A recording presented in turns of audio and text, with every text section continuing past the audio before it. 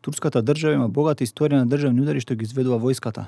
Од 1960 година, кога заврши владењето на Републиканската народна партија што формираше Мустафа Кемал Ататурк, армијата презеде власта на овој начин во 3 наврати.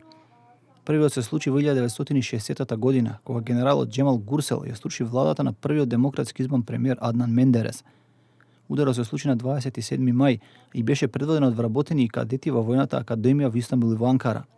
Лидерите основаа Комитет на национално единство, начело со претседателот Гурсел. Од вкупно 601 лица кои беа судени, 464 беа прогласени за виновни. Тројца поранешни министри, вклучувајќи го и премиерот Аднан Мендерес, беа екзекутирани, а 12 други, вклучително и претседателот Џелал Бајар, добија смртни казни, подоцна заменети со доживотен затвор. Во 1961 година беше донесен нов устав кој ја втемели Втората република на традицијата на кемализмот. Војската повторно се вмеша во политичката состојба во земјата во 1971 година, кога поради внатрешните немири што ја потресуваа Турција, владата на Сулеман Демирел беше пресилена да поднесе оставка, откако војската под заповедништво на началникот на генералниот штаб, генерал Мемдух Тагмац, му упати на претседателот Џевдет Сунај ултиматум за негова смена. Премиерот Сулеман Демирел се повлече и беше формирана коалиција од конзервативни политичари и технократи, која требаше да го врати редот под надзор на војската. Во неколку области беше воведена воена состојба, што не беше целосно укината до септември 1973 година.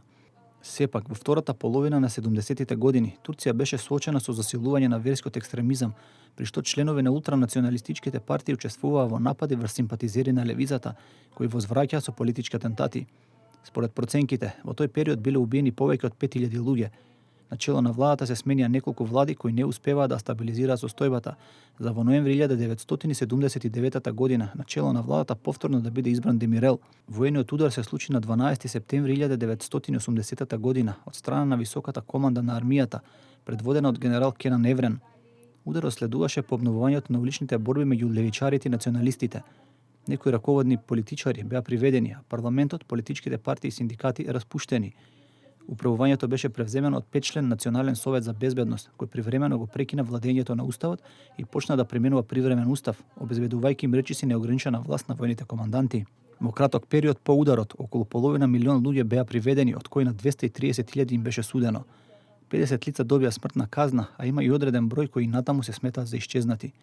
Меѓу опсените се наоѓаше и поголемиот број од турските политичари, како што се премиерот Демирел, Булент Еџевит и Неџмедин Ербакан. Со декрет на војните власти, на Демирел и на Еџевит им беше забранета политичка активност, но тие повторно се активира кон крајот на 80-тите години. По донесувањето нов устав во 1982 година, војниот режим распиша одржување парламентарни избори, по кои беше обновена демократијата, а влада формираше Тургутозал. Последната интервенција на војската во политиката се случи во 1997 година. Војниот врв го присили првиот исламистички премиер на земјата, Неџметин Ербакан, да ја напушти положбата. Причините за реакцијата на војската беше тоа што Ербакан беше определен како закана за секуларниот режим на земјата, пошто тој се повлече под притисок на армијата, бизнисот, судството и политичарите. Генералите сметаат дека се принудени да действуваат за да заштитат секуларната држава, основана од Мустафа Кемал Ататурк.